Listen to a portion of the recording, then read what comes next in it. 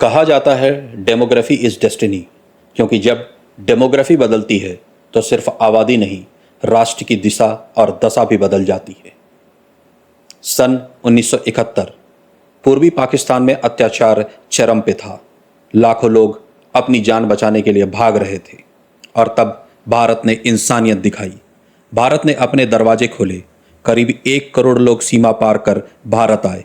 पश्चिम बंगाल, असम, त्रिपुरा, इन राज्यों में लाखों शरणार्थियों को जगह दी। उस समय यह सिर्फ राजनीतिक मुद्दा नहीं था, यह मानवता का प्रश्न था। लेकिन युद्ध खत्म हो गया, बांग्लादेश बन गया, फिर भी घुसपैठ रुक नहीं पाई। 1981 से लेकर 1991 के बीच हर साल लगभग 91,000 लोग अवैध रूप से भारत में दाखिल होते रहे। धीरे धीरे यह सिर्फ शरण का मुद्दा नहीं रहा, यह जनसंख्या संतुलन, संसाधनों और राष्ट्रीय सुरक्षा का मुद्दा बन गया। असम की धरती पर गुस्सा बढ़ने लगा। लोगों को लगने लगा कि उनकी पहचान, उनकी भाषा, उनकी संस्कृति खतरे में है।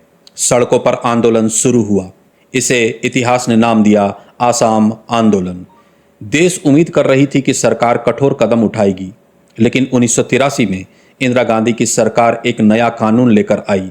नाम था illegal migrant determination by tribunals act, यानी IMDT एक्ट। सरकार ने कहा यह कानून अल्पसंख्यकों को उत्पीड़न से बचाने के लिए है, लेकिन असली में यह कानून घुसपैठियों और अपने वोट बैंक को बचाने के लिए बनाया गया था। आखिर क्यों यह काला कानून लाया गया? भारत में पहले से फॉरेनर्स एक्ट 1946 मौजूद था। इस कानून में अगर किसी पर विदेशी होने का शक होता तो उसे खुद साबित करना पड़ता था कि वो भारतीय है। लेकिन IMDT एक्ट में सब बदल गया। अब सरकार या शिकायत करने वाले व्यक्ति को साबित करना पड़ता था कि सामने वाला विदेशी है। सोचिए, एकदम अंधेर नगरी चौपट राजा वाला हाल था। सीमा पार करके आए व्यक्ति के पास अक्सर ना कोई दस्तावेज होता था, ना उसका कोई रिकॉर्ड होता था। ऐसे में कोर्ट के अंदर इलीगल माइग्रेंट को विदेशी साबित करना लगभग नामुमकिन हो गया था। IMDT कानून इतना लचर था कि इलीगल माइग्रेंट्स ठसक के साथ भारत में घुस रहे थे और गवर्नमेंट और प्रशासन को ठेंगा दिखाकर शान से इंडिया में रह रहे थे। यही वजह था कि 1983 से 2005 तक लगभग 12 से 13 हजार लोगों को ही अवैध प्रवासी घोषित किया जा सका।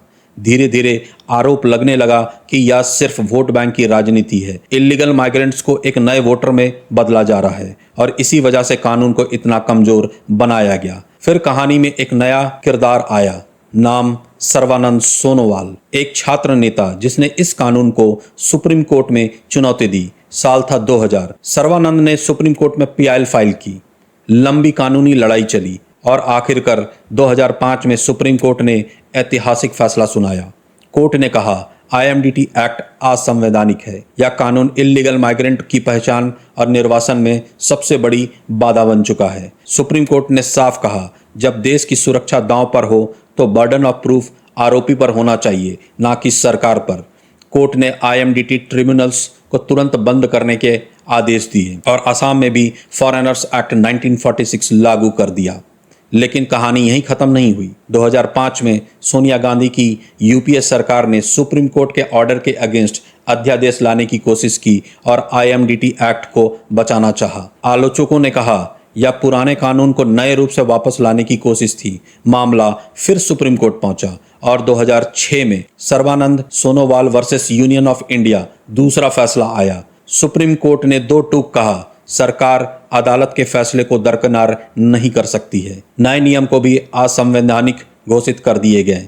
आज अवैध घुसपैठ सिर्फ असम और बंगाल का मुद्दा नहीं है, यह राष्ट्रीय सुरक्षा, जनसंख्या संतुलन, रोजगार और देश की पहचान से जुड़ा प्रश्न बन चुका है। कुछ लोग इसे मानवता का मुद्दा मानते हैं, कुछ इसे राष्ट्रीय सुरक्षा का खतरा। लेकिन एक सवाल आज भी गूंजता है, अगर सीमाएं सुरक्षित नहीं होंगी तो क्या भविष्य सुरक्षित रह पाएगा? और इतिहास हमेशा उन फैसलों को याद रखता है जो किसी देश की पहचान बदल देता है।